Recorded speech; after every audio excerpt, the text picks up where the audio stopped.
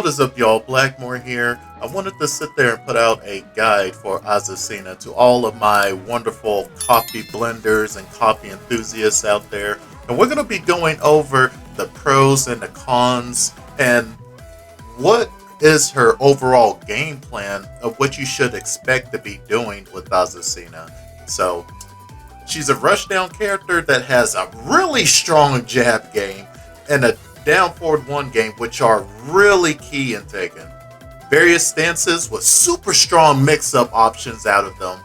And these stances can be easily accessed to by multiple different moves, back turn situations, and punish that leads to just guaranteed mix-ups. And one of her main stances, really, the Liberator, has this auto-built evasion tool on top of it. Which I feel it's another tool for those where you can reset the neutral and go back into another mix-up.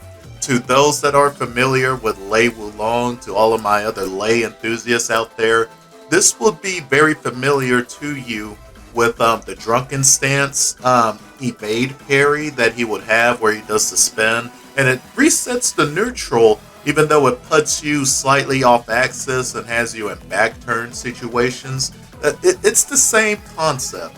Her main game plan is really just overwhelming your opponent with a bunch of stance transitions and just deadly mix-ups off of them, including Oki. Now for the rest of the video, I'm going to be breaking it down from your punishment tools, from standing and crouch positions, along with your Whiff Punishers of what you should be going for. And to top it all off, we'll be closing it out with going over the pros and the cons of this and what are the final thoughts of Azucena on top of what I would recommend for players that are thinking about picking her up.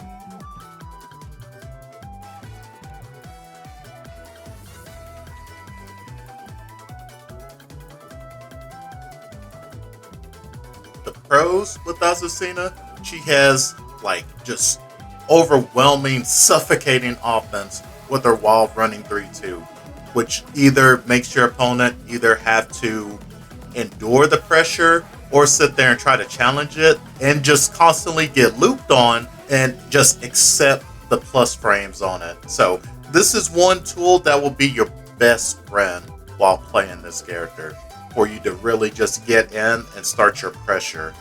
Not only that, her other pros with it is the stance mix-ups, which she has quite a bit of mix-ups on top of different layers that she can go into with just playing the mind games. From not only her Liberator stance from the front position and also in back turn, to where she can go back and forth in between stances. Her jab, I strongly feel, is one of the best right now in Tekken 8. Like, it is Gigas level of really good jab punish. Her 1-1 and her 1-2, extremely good. And on top of that, with her 1-2, you can go into back turn off of it if you choose to as an extra option, just to add another layer to the mind games with the stance mix-ups. Her counter hit low, she has quite a bit of counter hit low tools that can lead into forced crouch situations for the opponent. And with Tekken 8, with the overall system changes, crouch grabs cannot be broken anymore. So if you put someone in a forced crouch situation, you can sit there and do a low grab to get a follow-up and activate heat on top of that, so you can start your pressure from that situation. It just puts the opponent in a constant blender of a scenario, which is what you really want when playing this character. The cons for Azucena, I would say, is her really bad wall standing punishment on later frames. She suffers from this like just heavily, and it can lead to a lot of awkward situations where you're trying to punish certain things and you're just not able to do that, besides using while standing for 1.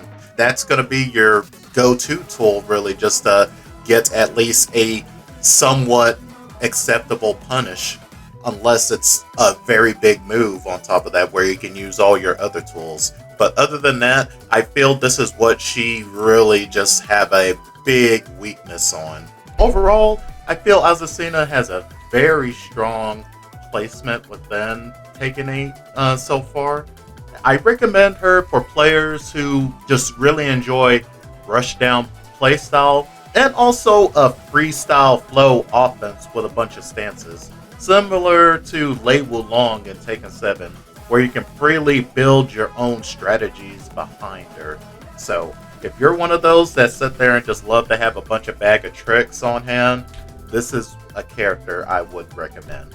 I hope this guide is able to help you if you're eyeing and wanting to pick her up and just mess around with her, or actually thinking of really just maining her as a character. I will update as time goes on if there's any changes or anything that I end up discovering later down the line, and I'll update this guide too on top of that with a follow-up video. But nonetheless, this is Blackmore here.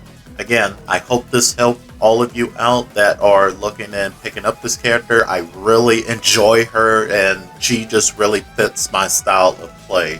If you liked the video, give a like, subscribe, and hit that notification bell for any upcoming content.